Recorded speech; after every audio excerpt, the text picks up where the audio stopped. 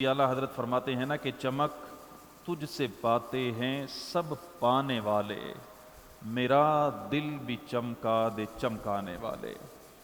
یعنی زمانے کی جس چیز نے بھی چمک پائی ہے وہ نبی پاک صلی اللہ تعالی علیہ وسلم کی ذات بابرکات سے پائی ہے۔ تو ہمیں بھی اگر یہ چمک چاہیے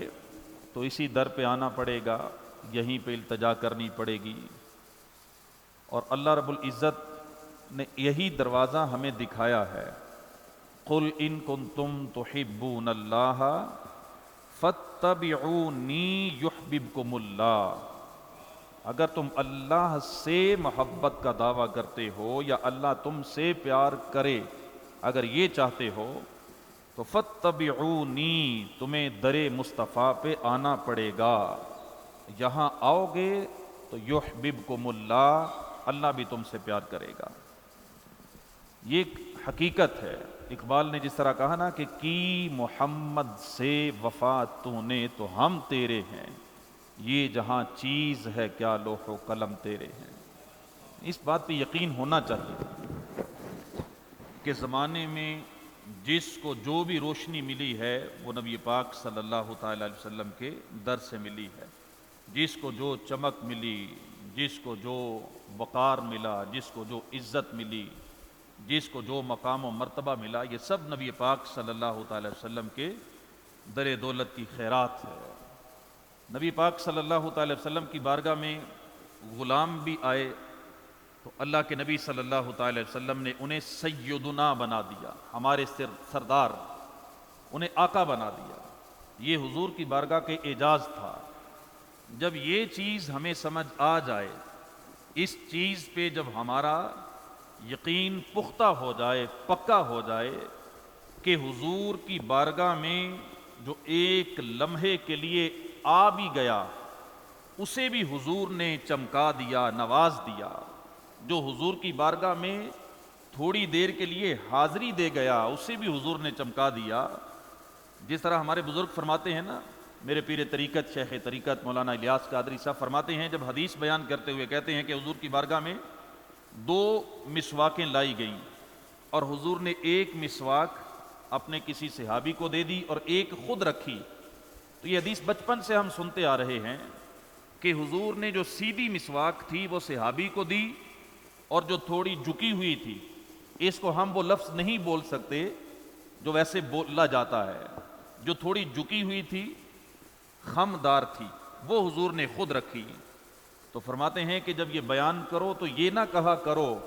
ٹیڈی کا لفظ نہیں بولنا، یہاں پہ یہ کہنا ہے کہ وہ مسواک حضور نے خود رکھی جو حضور کے قدموں کی طرف جھکی ہوئی تھی۔ یہ ادب ہے کہ جس چیز نے نبی پاک صلی اللہ تعالی وسلم کی بارگاہ کا قرب پا لیا ہے، جو حضور کے جسم انور، حضور کے دست انور سے جو چیز مس ہو گئی، اب اس کی عزت اور اس کی عظمت کو اپنے دلوں میں ہمیں بٹھانا چاہیے۔ سید اعلیٰ حضرت نے فرمایا تھا، کہتے تھے کہ یہ کبھی نہ کہنا کہ نبی پاک صلی اللہ تعالی وسلم کے لباس مبارک پہ مٹی لگی تو کپڑا میلا ہو گیا، نہ یہ نہ کہنا، بلکہ اس طرح کہا کرو کہ کبھی کبھی زمین سے اڑ کر مٹی میرے نبی کے عشق میں آ کے حضور کے کپڑوں کو بوسے دے لیا کرتی تھی۔ ادب یہ ہے، انسان کی اداؤں سے بھی ادب، انسان کی زبان سے بھی ادب جل کے۔ کبھی بھی اپنی زبان سے کوئی کمزور جملہ ہم نہ نکالیں، جب بھی بولیں اتنی محبت سے بولیں، اتنے پیار سے بولیں، ایسا انداز ہو کہ دیکھنے والے کو پتہ چلے کہ بندہ سر سے پاؤں تک ادب میں ڈوبا ہوا ہے۔ اور با ادب با نصیب ہوتا ہے اور بے ادب بے نصیب ہوتا ہے۔ وہ چیزیں جن کو تھوڑی دیر کے لیے نسبت مصطفیٰ مل گئی، وہ معزز، ممتاز، شان و عظمت والی ہو گئیں۔ جب یہ چیز ہم سمجھ گئے، یہ بات ہمارے ذہنوں میں بیٹھ گئی، اب آپ بتائیے جو تھوڑی دیر کے لیے آئے وہ تو معزز بن گئے، اور جنہیں حضور نے اپنی چھاتی پہ بٹھا کے کھلایا ہے، اس حسین کا مقام و مرتبہ کیا ہوگا؟ اس کا مقام و مرتبہ کیا ہوگا؟ حضرت ابو ہریرہ کہتے ہیں، میں نے دیکھا نبی پاک صلی اللہ تعالی وسلم لیٹے ہوئے تھے، حضرت امام حسین نے قدم حضور کے قدموں پہ رکھے ہیں اور آپ کے ہاتھ حضور کے ہاتھوں میں ہیں، یہ انداز حضرت ابو ہریرہ بیان کر رہے ہیں۔ آپ ذرا تصور میں لائیے، اللہ کے نبی صلی اللہ تعالی وسلم تشریف فرما ہیں، لیٹے ہوئے ہیں، آپ کے قدموں پہ حضرت امام حسین کے قدم ہیں اور حضرت امام حسین کے ہاتھ حضور نے پکڑے ہوئے ہیں، اور اللہ کے نبی صلی اللہ تعالی وسلم فرما رہے ہیں، اے ننے منے قدموں والے اوپر آ، چڑھ آ۔ اور حضرت امام حسین رضی اللہ تعالیٰ عنہ، حضرت ابو ہریرہ کہتے ہیں میں نے دیکھا یہ حضور کے قدموں سے آگے بڑھتے بڑھتے بڑھتے میں نے دیکھا کہ انہوں نے قدم نبی کریم صلی اللہ تعالی وسلم کے سینہ مبارک پر رکھ لیے۔ پھر اللہ کے محبوب صلی اللہ تعالی وسلم نے ان کا منہ مبارک اپنے منہ کے قریب کیا، انہیں بوسہ دیا، اور بوسہ دینے کے بعد فرمایا کہ میرے یہ شہزادے جنتی نوجوانوں کے سردار ہوں گے۔ اور ایک حدیث میں آیا کہ حضور نے انہیں سونگا، اور سونگنے کے بعد فرمایا کہ یہ دنیا میں میرے دو پھول ہیں جن سے مجھے جنت کی خوشبو آتی ہے، حضرت امام حسن اور حضرت امام حسین رضی اللہ تعالیٰ عنہ۔ نبی پاک صلی اللہ تعالی وسلم کی نسبت ایک بہت بڑی چیز ہے، یہ ہر عبادت سے بڑھ کر عزت و شرف اسی نسبت میں ہے کہ حضرت امام حسین رضی اللہ تعالیٰ عنہ کو نبی پاک صلی اللہ تعالی وسلم سے جو نسبت ہے، حضور نے خود اس کا اظہار فرمایا کہ یہ میری بیٹی کے بیٹے ہیں، اور ایک حدیث میں فرمایا کہ یہ میرے بیٹے ہیں۔ اور نبی پاک صلی اللہ تعالی وسلم صحابہ کرام کے درمیان بیٹھ کے اکثر اس بات کا اظہار فرمایا کرتے، ان کی شان بیان کیا کرتے، لوگوں کے دلوں میں ان کی عظمت بٹھایا کرتے، یہ بھی ایک بہت بڑی نسبت ہے۔ لیکن اس کے بعد حضرت امام حسین رضی اللہ تعالیٰ عنہ کی 56 سالہ زندگی کو دیکھیں، اس زندگی میں آپ کی عبادت، آپ کی ریاضت، آپ کا دین سے محبت کرنا، آپ کا قرآن کی تلاوت کا انداز، آپ کا اللہ رب العزت کی بندگی، نبی پاک صلی اللہ تعالی وسلم کی اطاعت، آپ کی سخاوت، آپ کی شجاعت، ساری زندگی کو پڑھ کے دیکھیں۔ پھر سب سے بڑھ کر یہ کہ کربلا کے میدان میں آپ کی قربانی ایک ایسی شان ہے کہ بندے مومن اگر ان چیزوں کو دیکھے، نسبت مصطفیٰ کا حیا بھی ہے، لیکن اس کے بعد آپ کی قربانیوں کو دیکھا جائے تو دل واقعی کہتا ہے کہ نبی پاک صلی اللہ تعالی وسلم نے جو فرمایا نا کہ قُلْ لَا أَسْأَلُكُمْ عَلَيْهِ أَجْرًا إِلَّا الْمَوَدَّةَ قُرْبًا إِلَّا الْمَوَدَّةَ فِي الْقُرْبَى، فرمایا کہ میں تم سے یہی چاہتا ہوں کہ تم میری آل سے محبت کرو، مودت کرو۔ پھر بندہ مومن کا دل حضرت امام حسین رضی اللہ تعالیٰ عنہ کی محبت سے لبریز ہونا چاہیے، بڑا ہوا ہونا چاہیے۔ یہ بندہ مومن کو ان چیزوں کو سامنے رکھنا چاہیے کہ نسبت مصطفیٰ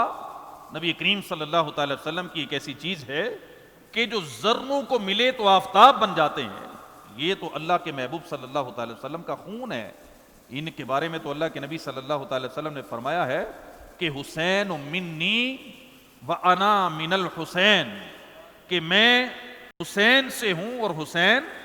مجھ سے ہیں۔ اور نبی کریم صلی اللہ تعالی وسلم نے، یہ ایک عجیب ماجرا ہے، آپ تصور کریں ذرا کہ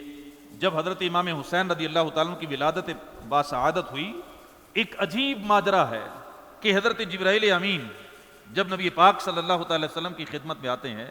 تو آ کے عرض کرتے ہیں یا رسول اللہ صلی اللہ علیہ وسلم، آپ کو مبارک ہو کہ اللہ پاک نے آپ کو نواسا عطا فرمایا ہے، آپ کی بیٹی کے گھر بیٹے کی ولادت ہو رہی ہے۔ اسی خوشخبری کے ساتھ، اسی بشارت کے ساتھ، اسی ولادت کے ساتھ جبرائیل امین نے یہ بھی کہہ دیا کہ حضور ساتھ یہ بھی خبر لے کے آیا ہوں کہ ولادت حسین کی مبارکباد بھی ہو، لیکن آپ کے اس نواسے کو شہید کر دیا جائے گا۔ ولادت کی خبر بھی دی، شہادت کی خبر بھی دی، یہ بھی کہا کہ بیٹا آیا ہے، ساتھ یہ بھی کہا کہ شہید بھی کر دیا جائے گا۔ ایک عجیب غم تھا اور عجیب خوشی تھی۔ نبی پاک صلی اللہ تعالی وسلم کی چشمان مبارک سے خوشی کے آنسو نکلے ہوں یا غم کے آنسو نکلے ہوں، آپ تصور کریں کہ یہ خبر جب صحابہ کرام نے سنی ہوگی، جو نبی کریم صلی اللہ تعالی وسلم کی ذات کے بارے میں اتنے حساس تھے کہ کسی کو حضور کی طرف انگلی سے اشارہ نہیں کرنے دیتے تھے، جب ان صحابہ کو یہ خبر ملی ہوگی ان کے دلوں پہ کیا گزری ہوگی۔ حضرت سیدہ فاطمہ الزہراء رضی اللہ تعالی عنہا تک جب یہ خبر پہنچی ہوگی ان کے دلوں پہ کیا گزری ہوگی۔ حضرت شیر خدا علی المرتضی رضی اللہ تعالی عنہ کے پاس جب یہ خبر پہنچی ہے ان کے دلوں پہ کیا گزری ہے۔ لیکن قربان جائیں، پوری تاریخ پڑھ کے دیکھیں، حدیث کی ساری کتابیں کھول کے دیکھیں، شہادت کی خبر مل بھی گئی، یقین بھی ہو گیا، نبی پاک صلی اللہ تعالی وسلم کے دل نازک پر یہ خبر آپ سمجھ لیں کہ بوجھ بن کے گری بھی۔ حضرت سیدہ فاطمہ الزہراء رضی اللہ تعالی عنہا کو بتا دیا گیا کہ آپ کے بیٹے کو شہید کیا جائے گا، حضرت علی کو بتا دیا گیا کہ آپ کے بیٹے کو شہید کیا جائے گا، صحابہ کرام کو بتا دیا گیا کہ حضرت امام حسین شہید کیے جائیں گے۔ لیکن تاریخ پڑھ کے دیکھیں، کہیں پر کسی نے اللہ کی بارگاہ میں یہ نہیں کہا کہ پروردگار اس مشکل کو ٹال دے، حسین کی شہادت کو بستر کی موت پہ بدل دے، حسین کربلا میں نہ جائے، کہیں نہیں کہا، بلکہ نبی پاک صلی اللہ تعالی وسلم بھی تربیت فرماتے رہے، حضرت علی المرتضی بھی تربیت فرماتے رہے، سیدہ فاطمہ الزہراء رضی اللہ تعالی عنہا بھی قرآن پڑھ پڑھ کے لوریاں سناتی رہی، شیر خدا رضی اللہ تعالی عنہ بھی ان کو جرت شجاعت کے گر سکھاتے رہے۔ بلکہ خود نبی پاک صلی اللہ تعالی وسلم نے فرمایا، اللہ رب العزت نے میرے روب سے میرے حسن کو حصہ عطا فرمایا، میرے روب سے میرے حسن کو حصہ عطا فرمایا، اور میری شجاعت اور میری سخاوت سے میرے حسین کو حصہ عطا فرمایا ہے۔ وجہ یہ ہے نا، تربیت ہو رہی ہے، اللہ رب العزت شجاعت سے حصہ عطا فرما رہا ہے۔ پھر حضرت امام حسین رضی اللہ تعالیٰ عنہ کی وہ شان جو حدیث کے کتابوں میں لکھی ہوئی ہے، بے شمار حدیثیں ہیں، آپ اگر پڑھنے بیٹھیں گے تو بہت سا وقت لگ جائے گا، لیکن برکت کے لیے ہم اپنی گفتگو میں چند ایک حدیثیں بیان کریں گے۔ نبی پاک صلی اللہ تعالی وسلم کی حسنین کریمین سے محبت یہ تھی کہ حضور ان دونوں شہزادوں کو اپنے ساتھ چمٹاتے، انہیں سونگتے، انہیں اپنی چادر میں لے کے صحابہ کرام کے درمیان تشریف فرما ہوتے۔ ایک دن حضرت امام حسن اور حضرت امام حسین رضی اللہ تعالی عنہ، ان کے بچپن کا زمانہ تھا، نبی پاک صلی اللہ تعالی وسلم نے دونوں شہزادوں کی کشتی کروائی، آپس میں دونوں کو محبت میں جو لڑائی ہوتی ہے کہ کون کس کو پچھاڑتا ہے، کون کس کو گراتا ہے، یہ کشتی کروائی۔ نبی پاک صلی اللہ تعالی وسلم بھی تشریف فرما ہو گئے، سیدہ فاطمہ الزہراء رضی اللہ تعالی عنہا بھی بیٹھ گئی، دونوں شہزادے کشتی کر رہے ہیں، دونوں نے جب ہاتھوں میں ہاتھ ڈالے،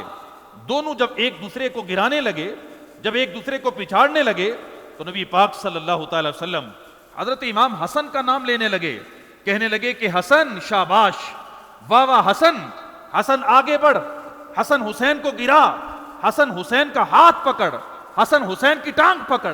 یہ شاباش دی جا رہی ہے، یہ دلیر کیا جا رہا ہے، یہ حوصلہ افزائی کی جا رہی ہے۔ حضرت امام حسن کی سیدہ فاطمہ الزہراء رضی اللہ تعالیٰ عنہا کہنے لگی، ابا جان حسین بھی آپ کو اتنا ہی پیارا ہے جتنا حسن پیارا ہے، پھر آپ واہ حسن تو کہہ رہے ہیں، واہ حسین کیوں نہیں کہہ رہے؟ حسن کو تو داد دی جا رہی ہے، حسین کو داد کیوں نہیں دی جا رہی؟ نبی پاک صلی اللہ تعالی وسلم نے فرمایا، میری بیٹی ادھر سے میں واہ حسن کہتا ہوں، ادھر سے جبرائیل بیٹھ کے واہ حسین کے نعرے لگا رہے ہیں۔ ادھر میں ہوں، ادھر جبرائیل کو رب نے بھیجا ہے کہ شہزادوں کی کشتی ہو رہی ہے، ایک طرف میرا حبیب بیٹھ کے واہ حسن کہے گا، دوسری طرف تو بیٹھ کے واہ حسین کے نعرے لگائے گا۔ ان کی عظمت و شان نبی کریم صلی اللہ تعالی وسلم کی احادیث مبارکہ میں بہت زیادہ بیان کی گئی۔ اللہ کے نبی صلی اللہ تعالی وسلم نے فرمایا، میرے دو پھول ہیں جن سے مجھے جنت کی خوشبو آتی ہے۔ ایک حدیث پاک میں نبی کریم صلی اللہ تعالی وسلم نے فرمایا، میرے یہ دونوں شہزادے جنتی نوجوانوں کے سردار ہیں، جنتی جوان جتنے بھی ہیں سب کے یہ سردار ہیں۔ اب کوئی بوڑھا بندہ وہ سوچے گا کہ ہمیں تو ان کی سرداری نہیں ملے گی. ایسا نہیں، بلکہ نبی کریم صلی اللہ تعالی وسلم کی بارگاہ میں جب ایک خاتون آئی تھی اور آ کے سوال کیا تھا کہ یا رسول اللہ صلی اللہ علیہ وسلم میرے لیے دعا فرمائے کہ اللہ پاک مجھے جنت عطا فرمائے، تو نبی کریم پاک صلی اللہ تعالی وسلم نے فرمایا کہ کوئی بڑھیا جنت میں نہیں جائے گی، کوئی بڑھیا جنت میں نہیں جائے گی. اب اس بڑھیا نے رونا شروع کر دیا. جب وہ رونے لگی تو نبی پاک صلی اللہ تعالی وسلم مسکرانے لگے. تو اس نے عرض کی حضور اب کیوں مسکرا رہے ہیں؟ نبی پاک صلی اللہ تعالی وسلم نے فرمایا اس لیے کہ جب تو جنت میں جائے گی تو تو بھی 30 سال کی جوان عورت بن کے جائے گی. یہ حضور کا مزاح کے متعلق، حضور کی مسکراہٹ کے متعلق جو حدیثیں ہیں وہاں پہ یہ حدیث لکھی ہے. تو اس لیے جنتی نوجوانوں کے سردار امام حسن اور حضرت امام حسین ہوں گے تو پتہ چلا کہ جنت میں تو سارے ہی نوجوان ہوں گے. پتہ چلا کہ جتنے بھی جنتی ہوں گے، جو بھی جنت میں جائے گا وہ حضرت امام حسن اور حضرت امام حسین کی غلامی میں جائے گا. اور اس حدیث کی شرح میں مفتی احمد یار خان نعیمی رحمۃ اللہ تعالی علیہ نے یہ بھی لکھا ہے کہ جو جوانی میں فوت ہو جائیں گے ان کی سرداری امام حسن اور حضرت امام حسین فرمائیں گے، اور جو بڑھاپے میں فوت ہوں گے ان کی سرداری سیدنا ابو بکر صدیق رضی اللہ تعالیٰ عنہ فرمائیں گے. اس کی یہ بھی شرح بیان کی گئی ہے. بہرحال نبی کریم صلی اللہ تعالی وسلم نے صحابہ کرام کے درمیان ان کی شان بیان کرتے ہوئے فرمایا جب فاروق اعظم رضی اللہ تعالیٰ عنہ نے دیکھا کہ نبی کریم صلی اللہ تعالی وسلم کے مبارک کندھوں پر، دوش مبارک پر حضرت امام حسین سوار ہیں اور حضور آ رہے ہیں، تو حضرت فاروق اعظم رضی اللہ تعالیٰ عنہ نے فوراً یہ بول کے کہا، حضور کی شان و عظمت، نبی کریم صلی اللہ تعالی وسلم کا مقام و مرتبہ پیش نظر تھا کہ وہ محبوب جن کو خالق کے کائنات عرش کی سیریں کروائے، جن کی سواری کے لیے جنت سے براق بھیجے جائیں، جن کو خالق کے کائنات لامکان کی سیر کروائے، اس محبوب کے کندھوں پہ بیٹھنے والے حسین کی قسمت پہ رشک آیا. اور پھر فاروق اعظم رضی اللہ تعالیٰ عنہ نے کہا واہ حسین تیری قسمت پہ قربان جاؤں، تجھے اللہ نے کتنی پیاری سواری عطا فرمائی ہے. نبی پاک صلی اللہ تعالی وسلم نے فرمایا اے عمر اگر سواری پیاری ہے تو سوار بھی تو لاجواب اللہ نے عطا فرمایا. سوار کی طرف دیکھ، اس کی بھی بڑی شان ہے. یہ نبی پاک صلی اللہ تعالی وسلم نے صحابہ کرام کے درمیان بیٹھ کے اپنے شہزادوں کی شانیں بیان کی ہیں. اسی لیے تو صحابہ کے دل میں عظمت اہل بیت اتنی زیادہ تھی کہ جب حضرت ابو بکر صدیق خلیفہ وقت بنے تو آپ نے قسم اٹھا کے کہا مجھے اللہ کی قسم ہے کہ مجھے اپنی اولاد سے زیادہ حسن اور حسین پیارے ہیں، میں اپنی اولاد سے زیادہ ان سے پیار کرتا ہوں. اور فاروق اعظم رضی اللہ تعالیٰ عنہ ایک دفعہ اپنے حکومتی معاملات میں خلیفہ بننے کے بعد گھر میں میٹنگ تھی، تو آپ گلی میں کبھی گئے تھے تو حضرت امام حسین کو دعوت دے کر آئے تھے کہ شہزادے کبھی ہمارے غریب خانے پہ بھی تشریف لایا کرو. تو حضرت امام حسین کچھ دنوں کے بعد آ گئے، لیکن آ کے دروازے کے باہر کھڑے ہو گئے. اندر پتا چلا کہ اندر ایک میٹنگ جاری ہے، کسی کے ساتھ خاص میٹنگ جاری ہے. اسی دوران حضرت عمر کے بیٹے حضرت عبداللہ بھی آ گئے. انہوں نے بھی آ کے جب پیغام بھیجا تو خادم نے آ کے یہ نہیں کہا کہ میں نے اندر جا کے یہ بتایا ہے کہ کون آیا ہے، میں نے یہ نہیں کہا، بس میں نے یہ کہا ہے کہ باہر کوئی آیا ہے. تو جواب یہ ملا ہے کہ اندر میٹنگ جاری ہے، معاملات کچھ طے کیے جا رہے ہیں. تو حضرت عبداللہ ابن عمر یہ سننے کے بعد چلے گئے. تو حضرت امام حسین نے سوچا کہ جب حضرت عبداللہ کو اندر جانے کی اجازت نہیں ملی، جو گھر کا فرد ہے، بیٹا ہے، پھر میں کیسے جا سکتا ہوں؟ آپ بھی واپس چلے گئے. حضرت فاروق اعظم رضی اللہ تعالیٰ کو کسی نے بتا دیا کہ حضرت امام حسین آئے تھے اور واپس چلے گئے ہیں. سیدنا فاروق اعظم رضی اللہ تعالیٰ پیچھے گئے، جا کے حضرت امام حسین سے عرض کی کہ شہزادے آپ میرے گھر میں آئے، دروازے پہ آئے، پھر واپس کیوں چلے آئے؟ انہوں نے کہا کہ اس لیے کہ آپ خلیفہ وقت ہیں، آپ کے بہت سارے معاملات ہیں، پھر جب آپ کے بیٹے کو اندر آنے کی اجازت نہ ملی تو میں کیسے اندر آ سکتا تھا؟ آپ نے فرمایا کہ میرے بیٹے کی رگوں میں عمر کا خون دوڑ رہا ہے، لیکن تمہاری رگوں میں میرے نبی کا خون دوڑ رہا ہے۔ اور یہ نہیں فرمایا یہاں تک نہیں، بلکہ آگے فرمایا اپنی پگڑی اتار کے اپنے بال پکڑ کے کہا کہ اے شہزادے، اگر یہ بال بھی ہمارے سر پہ ہیں تو یہ تمہارے صدقے اللہ نے ہمیں عطا فرمائے ہیں۔ یہ عزتیں، یہ شہرتیں، یہ مکان، یہ خلافتیں، یہ سب اللہ نے آپ کے صدقے ہمیں عطا فرمایا ہے۔ اسی وجہ سے تھا کہ نبی کریم صلی اللہ تعالی وسلم نے صحابہ کرام کے درمیان ان شہزادوں کی شان کو بیان کیا۔ ہمارا بھی یہ حق بنتا ہے کہ ہم آنے والی نسلوں کے سامنے اسی طرح احادیث مبارکہ بیان کریں، تاکہ کسی کے دل میں اہل بیت کے متعلق کوئی کوڑ پیدا نہ ہو، کوئی مرض پیدا نہ ہو جائے۔ حضرت ابو ہریرہ رضی اللہ تعالیٰ عنہ ایک حدیث بیان کرتے ہیں، اور حدیث بیان کرنے کے بعد ایک واقعہ بھی بیان کرتے ہیں۔ حدیث کی بیان کرتے ہیں کہ نبی پاک صلی اللہ تعالی وسلم نے فرمایا، جو کوئی مسلمان اپنے بھائی سے بلا وجہ 3 دن تک ناراض رہے گا، اس کے لیے یہ وعید ہے۔ یہ حدیث بیان کرنے کے بعد آپ فرماتے ہیں کہ میں نے ایک دفعہ دیکھا کہ حضرت امام حسین اور حضرت امام حسن، ان دونوں کے درمیان کچھ ناراضگی ہو گئی، شکرنجی ہو گئی، دونوں بھائی تھے۔ کہتے میں حضرت امام حسین کی خدمت میں حاضر ہوا، میں نے عرض کی حضور آپ دونوں بھائیوں کے درمیان ناراضگی ہو گئی ہے، میں چاہتا ہوں کہ آپ دونوں کی صلح کروا دوں۔ حضرت امام حسین نے حضرت ابو ہریرہ رضی اللہ تعالیٰ عنہ سے عرض کیا، فرمانے لگے کہ میں تیار ہوں،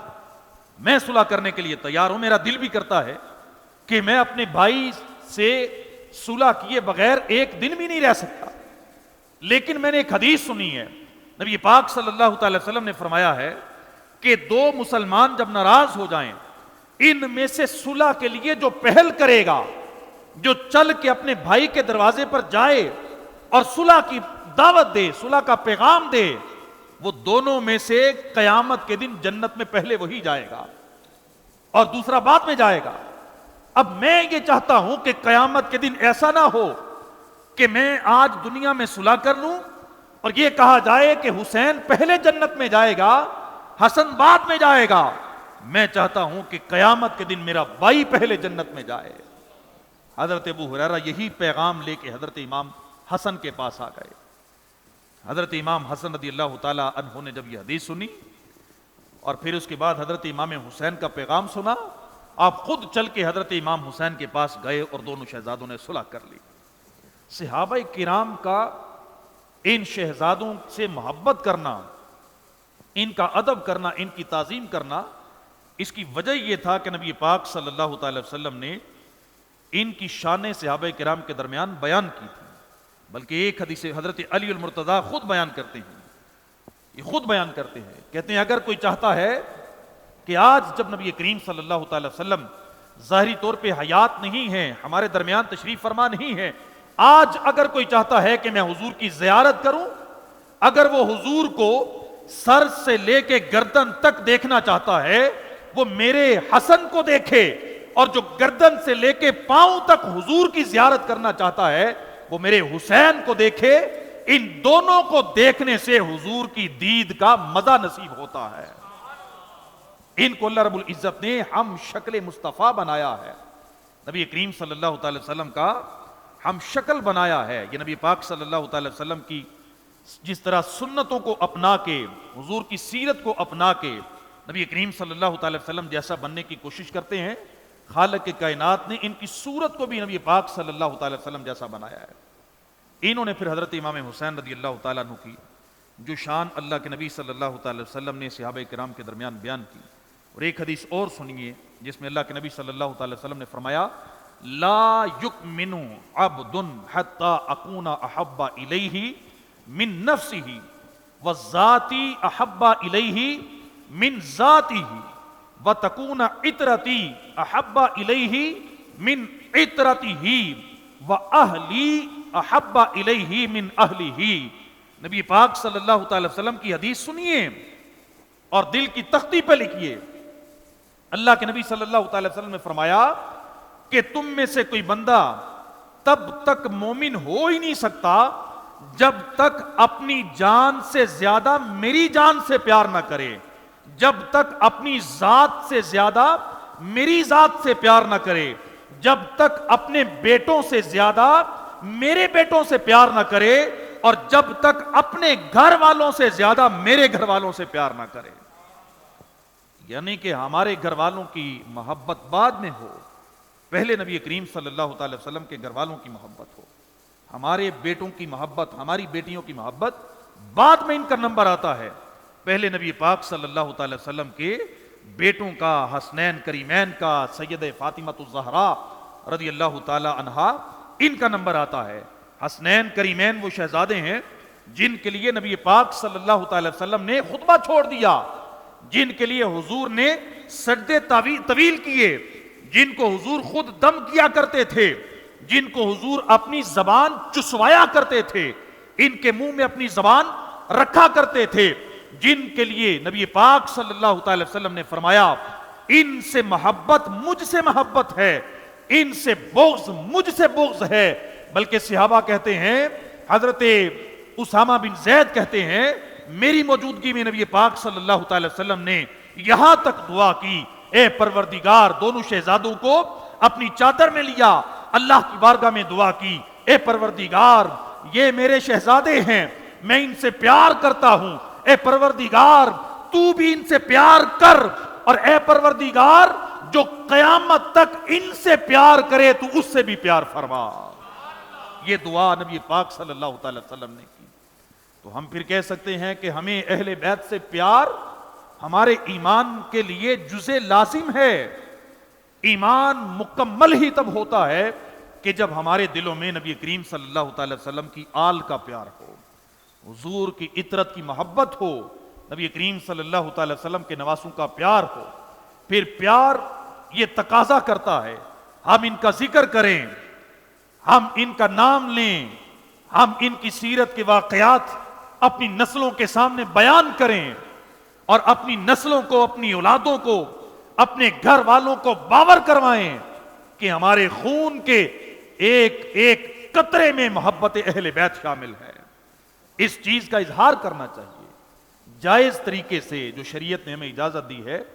اس طریقے سے اس چیز کا اظہار کرنا چاہیے۔ کربلا کے میدان میں حضرت امام حسین رضی اللہ تعالیٰ عنہ کی شہادت، جس کی خبر نبی پاک صلی اللہ تعالی وسلم نے پہلے ہی دے دی تھی، بتا دیا تھا، آپ کو بھی بتا دیا گیا تھا کہ آپ کے شہزادے کو شہید کیا جائے گا۔ کربلا کے میدان میں نبی پاک صلی اللہ تعالی وسلم کی دی ہوئی خبر کے مطابق حضرت امام حسین رضی اللہ تعالیٰ عنہ کی جو شہادت ہوئی، اس واقعے کو آپ نے کئی دفعہ سنا ہوگا۔ اس میں جو ہمارے لیے سمجھنے اور بیان کرنے والی باتیں ہیں، میں آپ کے سامنے کچھ گزار کرنا چاہتا ہوں۔ وہ یہ ہے کہ کربلا میں امام حسین رضی اللہ تعالیٰ عنہ نے صبر کر کے دکھایا۔ میں نے جو آیت کریمہ تلاوت کی، وَبَشِّرِ الصَّابِرِينَ، کہ صبر کرنے والوں کے لیے خوشخبری ہے، صبر کرنے والوں کے لیے بشارت ہے، صبر کرنے والوں کے لیے اللہ رب العزت کی طرف سے انعام ہے، صبر کرنے والوں کو اللہ رب العزت عزتوں سے سرفراز کرتا ہے۔ حضرت امام حسین رضی اللہ تعالیٰ عنہ نے کربلا کے میدان میں صبر کیا، اور یہی چیز آپ نے آگے بیان کرنی ہے، یہی چیز آپ نے ذہن میں بٹھانی ہے کہ کربلا کے میدان میں امام حسین رضی اللہ تعالی عنہ یہ بے بس نہیں تھے، یہ بے بس نہیں تھے،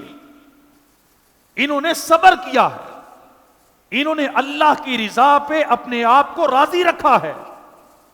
یہ اللہ رب العزت کی طرف سے آئے ہوئے امتحانوں کو پاس کرنا چاہتے تھے، وگرنہ ان کے پاس آپشنیں بہت زیادہ تھیں، راستے بہت زیادہ تھے۔ بلکہ نبی کریم صلی اللہ تعالی علیہ وسلم، آپ کی امی جان حضرت علی المرتضیٰ،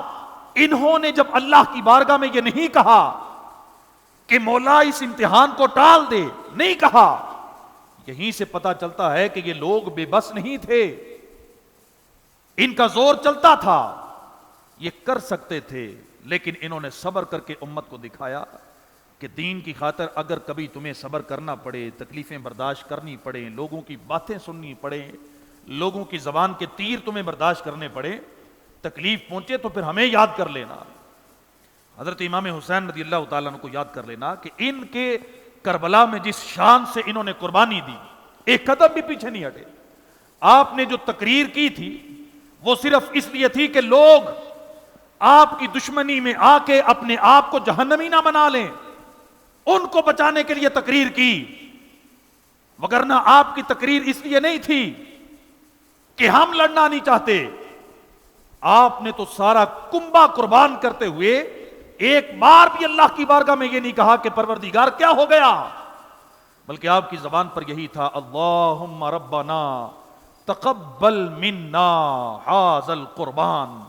جب بھی کوئی بیٹا شہید ہوتا، بھائی شہید ہوتا، آپ اللہ کی بارگاہ میں عرض کرتے، پروردگار حسین کی اس عاجزانہ قربانی کو اپنی بارگاہ میں قبول فرما لینا. اللہم یا ربنا صبرن، میں صبر کرنے والا ہوں. اے اللہ ردم برضائی کا، صبرن بقضائی کا، تسلیمن لامری کا. اے اللہ حسین تیری رضا پہ راضی ہے. یہ سارے بھائی بیٹے قربان کروانے کے بعد جب آپ کے جسم ناظرین پر 33 زخم تلواروں کے تھے، 34 گاؤ نیزوں کے لگے ہوئے تھے اور 113 سوراخ تیروں نے کیے تھے، سر تن سے جدا ہونے والا تھا، اس وقت اللہ کی بارگاہ میں عرض کر رہے تھے، اللہم ردم برضائی کا. اے اللہ حسین ڈگمگایا نہیں، حسین نے ایک ایک پرچہ بڑی خوبصورتی کے ساتھ کیا ہے. حسین اس امتحان میں یہ عرض کر رہا ہے، میں تیری رضا میں راضی ہوں، میں تیرے فیصلے پہ صبر کر رہا ہوں. اے اللہ تیرے حکم کے سامنے حسین نے سر تسلیم خم کر دیا ہے. دیکھنے والے بھی حیران تھے، یزیدی لشکر بھی حیران تھا کہ اس کے اندر یہ حوصلہ کہاں سے آیا، یہ کون ذی وقار ہے، بلا کا شہ سوار ہے، لباس ہے پھٹا ہوا، غبار سے اٹا ہوا، یہ لخت لخت کٹا ہوا، یہ پھر بھی ہے ڈٹا ہوا، تمام جسم نازنی چھدا ہوا کٹا ہوا، نبی کا نور عین ہے، یہ بالیقین حسین ہے. یہ حضرت امام حسین کی قربانی تھی، یہ آپ کا کمال تھا، یہ آپ کا حوصلہ تھا. اس کو بیان کرنے کی ضرورت ہے. اب کبھی یہ نہ کہیں کہ حضرت امام حسین لٹ گئے، آپ بے بس تھے. نہیں، آپ لٹے نہیں، اپنی مرضی سے چل کے آئے ہیں. لٹا تو وہ ہے جس کی موت بعد میں کتے سے بھی بدتر ہوئی. لٹا تو وہ ہے جو بعد میں کتے کی موت مارا گیا. لٹے تو وہ ہیں جن کے زخموں میں بعد میں پیپیں پڑ گئیں. لٹے تو وہ ہیں جو گندگیوں کے ڈیروں پہ جا کے مرے ہیں. حسین نہیں لٹا.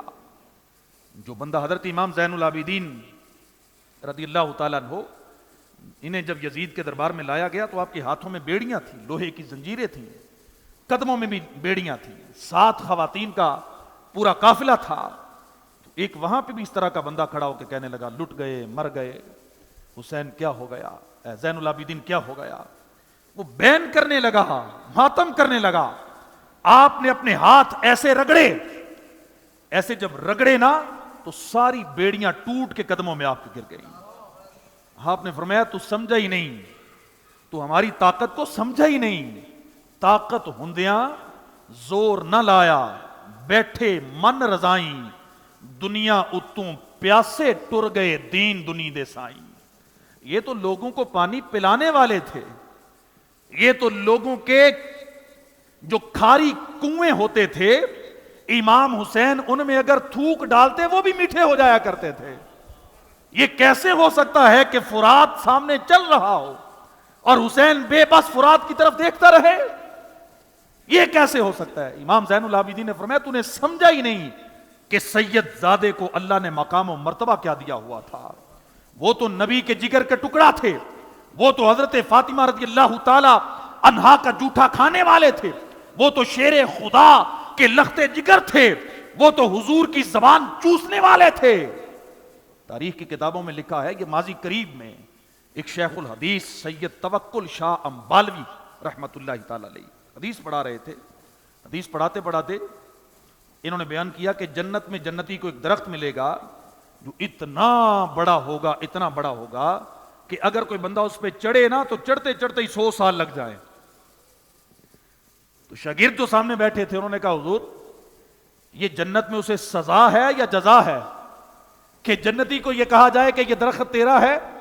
100 سال چڑھ پھر پھل کھائے گا اور پھر نیچے آئے گا. تو سید توکل شاہ امبالوی رحمت اللہ تعالی علیہ نے اپنے شاگردوں کو سمجھایا کہ ایسا نہیں ہوگا, بلکہ جنتی جہاں بیٹھا ہوگا اللہ کے فضل سے جس پھل پر اس کا دل کرے گا وہ درخت خود اس کی خدمت میں آئے گا. یہ شاہ صاحب تھے, سید تھے, مدرسے کے صحن میں بیٹھ کے پڑھا رہے تھے. انہوں نے کہا کہ میں تمہیں سمجھاتا ہوں, یہ سامنے شتوت کا درخت دیکھا ہے؟ شاگردوں نے کہا دیکھا ہے. فرمایا جنتی ایسے بیٹھا ہوگا جیسے میں بیٹھا ہوں,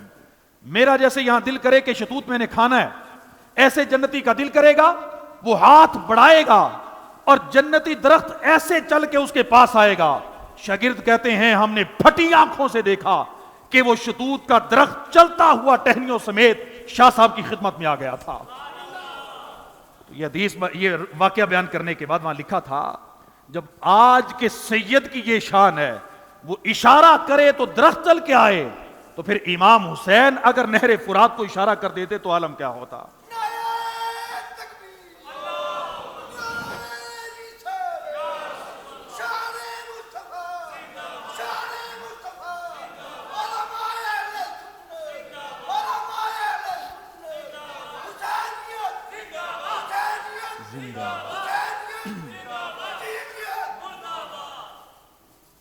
تو شہنشاہ سخن امام حسن رضا خان فرماتے ہیں کہ باغ جنت کے ہیں بہرے مدح خان اہل بیت. اس طرح اہل بیت کی شان بیان کیجیے کہ باغ جنت کے ہیں بہرے مدح خان اہل بیت, تم کو مجدہ نار کا اے دشمنان اہل بیت. کس زبان سے ہو بیان عز و شان اہل بیت, مدح گوئے مصطفیٰ ہے مدح خان اہل بیت,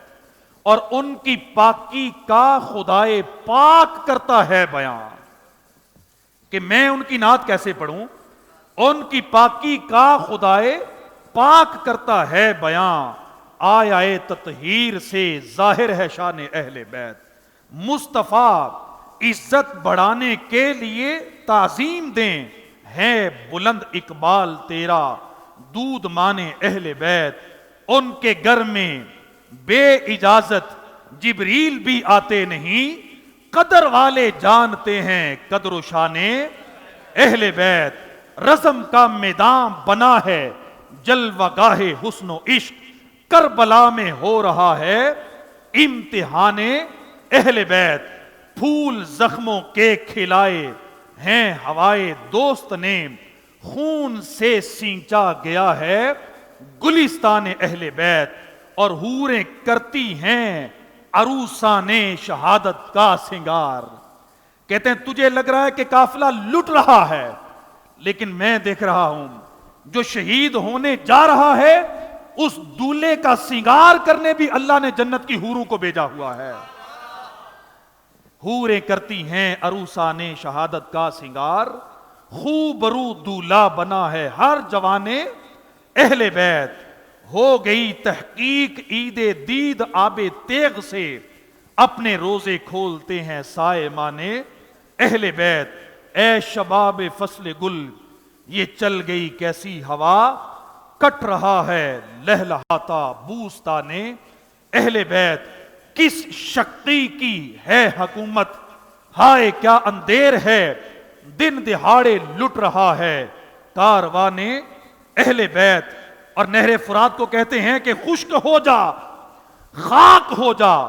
خاک میں مل جا فرات, خاک تجھ پر دیکھ تو سوکھی زبان اہل بیت. اور پھر آگے کہتے ہیں کہ تیری قدرت کہ جانور تک آب سے سیراب ہوں اور پیاس کی شدت میں تڑپے بے زبان اہل بیت. اور کہتے ہیں قافلہ سالار منزل کو چلے ہیں سونپ کر, وارثے بے وارثاں کو کاروانے اہل بیت. کس مزے کی لذتیں ہیں آب تیغ یار میں, خاک و خون میں لوٹتے ہیں تشنگانے اہل بیت. اور کہتے ہیں اپنا سودا بیچ کر بازار سونا کر گئے کون سی بستی بسائی، تاجران اہل بیت پاک سے گستاخیاں بے باقیاں، لعنت اللہ علیکم دشمنان اہل بیت، بے ادب گستاخ فرقے کو سنا دے اے حسن، یوں کہا کرتے ہیں سنی داستان اہل بیت۔ یہ ہمارا طریقہ ہے، ہم کبھی نہیں کہتے کہ لٹ گئے بے بس تھے یہ ہو گیا، نہ ہم یا کر کے نہیں، ہم واہ کر کے حضرت امام حسین کو یاد کرتے ہیں کہ آپ نے کربلا کے میدان میں جو قربانیاں دی اور جو مثال قائم کی، اس میں ہمارے لیے سبق ہے، وہ صبر، وہ حوصلہ، وہ نماز کی پابندی، وہ روزہ رکھنا، وہ بیٹے قربان کر دینا، وہ کنبہ قربان کر دینا، یہ حضرت امام حسین نے ہمیں سکھایا ہے۔ عاشورہ کا دن آ رہا ہے، ایک تو یہ کہ حضرت امام حسین کی محبت اپنے دلوں میں بڑھائی جائے، بٹھائی جائے، ان کا تذکرہ کیا جائے، سنا جائے۔ دوسرا یہ کہ اس دن کو عزت و احترام کے ساتھ منایا جائے۔ نبی پاک صلی اللہ تعالی وسلم نے اس دن کی بڑی فضیلتیں بیان کی ہیں۔ نبی پاک صلی اللہ تعالی وسلم نے ایک دفعہ صحابہ کرام کی موجودگی میں فرمایا کہ جس نے اپنی طرف سے عاشورہ کے دن کسی مومن کا روزہ افطار کروایا تو گویا اس نے امت محمدیہ کے سارے روزہ داروں کا روزہ افطار کروایا اس دن۔ اور ایک حدیث میں فرمایا کہ جس نے عاشورہ کے دن یتیم کے سر پر ہاتھ رکھا تو اللہ رب العزت اس کے لیے اس یتیم کے سر کے ہر بال کے بدلے میں جنت میں ایک درجہ بلند فرما دے گا۔ فرمایا کہ جس نے عاشورہ کے دن کسی مسکین کو کپڑا پہنایا تو گویا اس نے محمد صلی اللہ علیہ وسلم کی ساری امت کے مسکینوں کو کپڑا پہنا دیا، اور فرمایا کہ اس کو اللہ پاک 70 جنتی حلے پہنائے گا قیامت کے دن، جو عاشورہ کے دن کسی کو کپڑا پہنائے، کھانا کھلائے، کسی یتیم کے سر پہ ہاتھ رکھے۔ جب یہ حدیث بیان کی تو حضرت فاروق اعظم نے عرض کی حضور عاشورہ کے دن کی اتنی فضیلت ہے؟ نبی پاک صلی اللہ تعالی وسلم فرمایا کہ اے عمر، زمین و آسمان کو اللہ نے عاشورہ کے دن بنایا ہے، سورج، چاند، ستارے اللہ نے عاشورہ کے دن پیدا فرمائے، عرش و کرسی کو اللہ نے عاشورہ کے دن بنایا، قلم اور لوح کو بھی اللہ نے عاشورہ کے دن پیدا فرمایا، جبرائیل امین، دیگر فرشتے، ان کو بھی اللہ نے عاشورہ کے دن پیدا فرمایا، حضرت آدم کو عاشورہ کے دن پیدا فرمایا اور حضرت آدم کو جنت میں عاشورہ کے دن ہی داخل فرمایا، حضرت ابراہیم کو عاشورہ کے دن پیدا فرمایا اور آگ سے بھی عاشورہ کے دن نکالا۔ اللہ رب العزت نے عاشورہ کے دن ہی حضرت آدم کی رہنمائی فرمائی، اللہ رب العزت نے عاشورہ کے دن ہی حضرت موسیٰ اور بنی اسرائیل کو فرعون سے نجات عطا فرمائی، عاشورہ کے دن ہی اللہ پاک نے حضرت عیسیٰ کو آسمان پر اٹھایا، عاشورہ کے دن ہی حضرت ادریس کو اللہ نے آسمان پر اٹھایا، عاشورہ کے دن ہی حضرت آدم کی توبہ کو قبول کیا، عاشورہ کے دن ہی حضرت نوح کی کشتی کو اللہ نے کنارے لگایا، حضرت یوسف کو عاشورہ کے دن ہی اللہ نے قید سے نکالا، حضرت یونس علیہ السلام کو اللہ رب العزت نے عاشورہ کے دن ہی مچھلی کے پیٹ سے نکالا، اللہ رب العزت نے عاشورہ کے دن ہی حضرت سلیمان کو اللہ رب العزت نے بادشاہی عطا فرمائی، قیامت بھی عاشورہ کے دن قائم ہوگی، پہلی بارش بھی عاشورہ کے دن نازل کی گئی، اور اللہ رب العزت حضرت امام حسین کا امتحان بھی عاشورہ کے دن لے گا۔ یہ اتنی فضیلتوں والا دن ہے، اس کو منانے کے لیے آپ اپنی پلاننگ کریں کہ ہم نے 10 محرم کو منانا کیسے ہے۔ میں کچھ چیزیں عرض کرتا ہوں، تلاوت قرآن کریں، آل رسول کے لیے، اہل بیت اطہار کے لیے، ان کے ثواب کے لیے نوافل پڑھیں، روزہ رکھیں، نبی پاک صلی اللہ تعالی وسلم کی سنت ہے، یتیموں کو تلاش کریں، ان کی مدد کریں، غریبوں کے گھروں میں راشن پہنچائیں، 1000 بار سورہ اخلاص پڑھنے کی توفیق ہو یہ بھی پڑھیں، اور سبحان اللہ و بحمدہ 70 بار یہ پڑھیں، ناراض مسلمانوں میں صلح کروائیں، غصے پر قابو رکھیں، نوافل پڑھیے، سرما لگائیے، فضولیات سے بچیے، رشتہ داروں سے ملنے کے لیے جائیے، یہ سارے کام عاشورہ کے دن کریں۔ اور یہ میں نے بزرگان دین کے جو طریقہ کار ہیں ان کی سیرت سے جو طریقہ ملتا ہے وہ آپ کے سامنے بیان کیا ہے کہ عاشورہ کے دن اللہ رب العزت عبادتوں کا ثواب بڑھا دیتا ہے۔ عاشورہ کے دن غسل کیجئے، عاشورہ کے دن عصمت سرما لگائیے، نبی پاک صلی اللہ تعالی وسلم فرمایا ہے جو عاشورہ کے دن عصمت سرما لگائے گا پورا سال اس کی آنکھیں نہیں دکھیں گی۔ یہ طریقہ ہے مسلمانوں کا، نوحے کرنا، ماتم کرنا، یہ دیکھنا بھی نہیں، کرنے بھی نہیں، ٹی وی پر بھی نہیں دیکھنے۔ ہم نے امام حسین رضی اللہ تعالیٰ کی محبت کو بیان کرنا ہے، ان کی شان کو بیان کرنا ہے، اور جو ہمارا خوبصورت پیارا صاف ستھرا دین ہمیں جس طرح عاشورہ کا دن منانے کا حکم دیتا ہے، ہم اس طرح یہ دن منائیں گے انشاءاللہ۔ بے پردگی نہیں، بازار میں نہیں نکلنا، بے پردہ عورتوں کو نہیں دیکھنا، اس طرح کی کوئی فضولیات نہیں دیکھنی، اللہ کی عبادت میں اپنا وقت گزارنا ہے۔ اللہ پاک مجھے اور آپ کو عمل کی توفیق عطا فرمائے، آمین بجاہ النبی الامین۔